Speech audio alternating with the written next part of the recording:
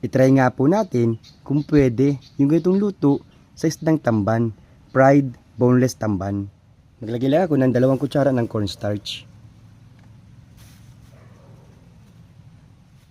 Tsaka itong crispy fried breading mix pang 1/2 kilogram. Tunawin lang po natin yan. Wala pa nga po yan ha. Kapag natunaw na, palakasan natin yung apoy. Kapag mainit na po yung mantika, iprito na po natin yung boneless na tamban. Na-marinate ko na po yan.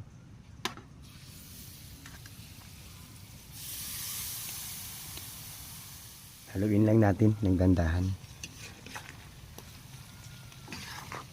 Ito na po, yung fried tamban. Ayan po siya. In fairness, lalong sumarap po yung isdang tamban. Yun lang po. Bye-bye.